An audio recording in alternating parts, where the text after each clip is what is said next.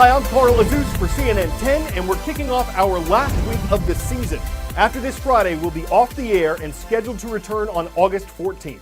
First story today takes us to Sri Lanka. It's an island nation in the Indian Ocean, a little larger than the U.S. state of West Virginia, and about 500,000 Sri Lankans have been affected by the worst flooding the nation has seen in 14 years.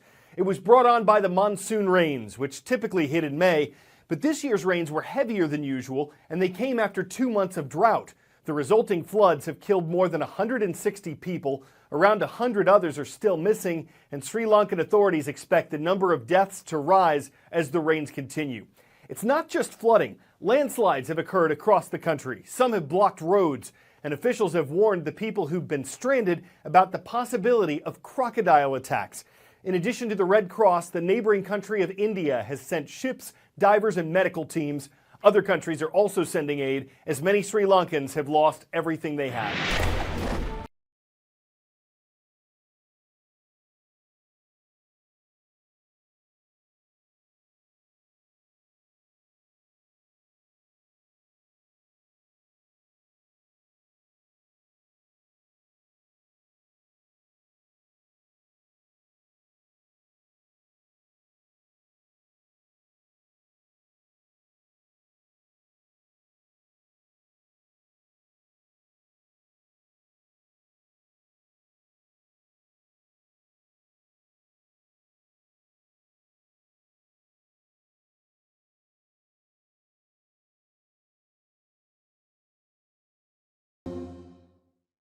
Next today, Monday, was a day of remembrance in the U.S. The Memorial Day holiday honors those who've died while serving in the nation's conflicts.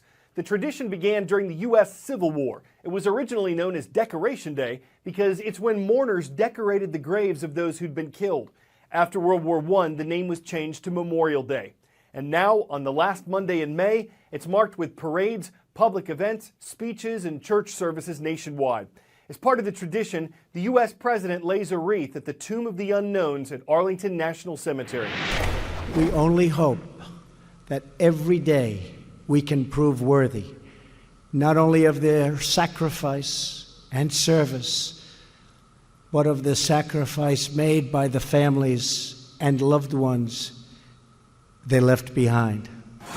And at an event benefiting veterans and first responders, Vice President Mike Pence summed up the holiday by saying, "Their duty was to serve, our duty is to remember." We come every Memorial Day when we can, and we thank Arlington for letting CNN be here and bring you these images. This is the place where so many of those fallen on the battlefields since 9/11 have come to their final resting place. 890 souls killed in action since the 9/11 attacks, buried here. The passage of time, the years, is quite remarkable. The latest who have fallen on the battlefields, just 22 years old. So back on 9/11, very small children on that day.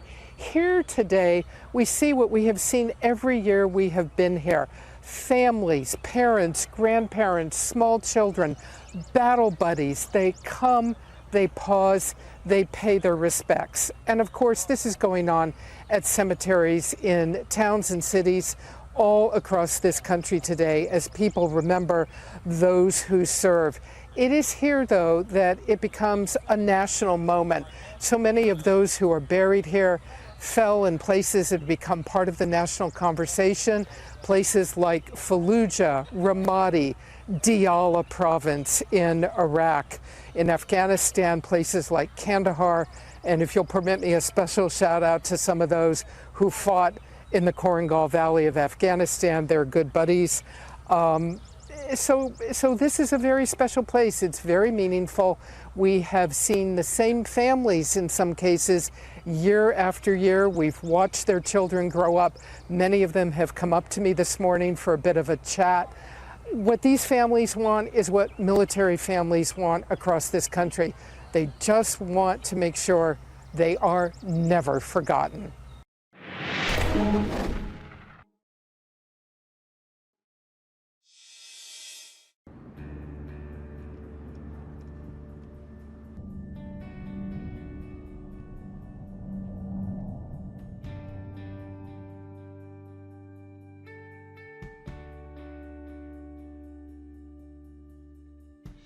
As we round the corner, this is where we store the Vietnam collection. There's over 1,400 boxes here. They're all organized by when they were left at the wall, so it's all in chronological order. And we've been collecting since 1982. I think there's probably anywhere between 250,000 and 400,000 objects. This was actually a flag that was given to John George Sparks. He was a prisoner of war for 5 years in Vietnam. So you can see here there's a cross, and there's a little ribbon that kind of holds the cross in place. He describes that this cross was made out of the toothpaste tube a toothpaste tube that he used in Vietnam. And then the tie here comes from his POW uniform. This is a letter that was left by possibly a wife of a POW. In 2 days, it will be 50 years since you became missing in action. All these years, I have loved you and believed that you were alive in a POW camp and would come home to us. But now I am accepting that you are with the Lord in heaven. I loved you then, Bruce, and I love you now, and I always will love you. This motorcycle was left at the wall. It was actually left at the Vietnam Veterans Memorial. It was left in 1995 for Memorial Day. So there's a group of veterans who got together. They got together and made this motorcycle in honor of the 37 men from Wisconsin who were MIA or POWs.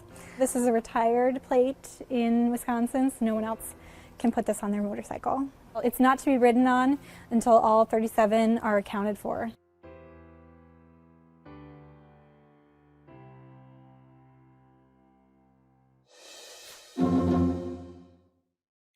10-second trivia. Which of these technology companies is the youngest? Yahoo, Amazon, Google, or Facebook?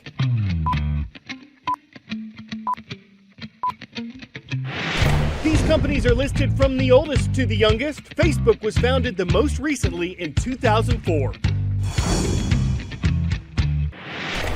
More than 13 years later, Facebook is closing in on 2 billion people who use it every month. That's more than a quarter of the entire world's population. But does using it make their lives better? A new study suggests that the more time people spend on Facebook, the less happy and healthy they're likely to be. This involved researchers from Yale University and the University of California, San Diego. They looked at information from more than 5,000 people and what they said about themselves in terms of their Facebook use and their health. The study concluded that people who use Facebook more often tend to be less happy with their lives overall and more likely to report mental health issues than people who don't use Facebook as often. The study was published in the American Journal of Epidemiology, and there have been others with similar findings. What researchers suggest is that Facebook is not a good substitute for interacting with friends in person, though many users say it has been effective in connecting them with people they cannot visit in person. There's also been separate research that has found some upsides to using Facebook, one of them being that people who portray themselves honestly in their profile have benefited when their Facebook friends show them support.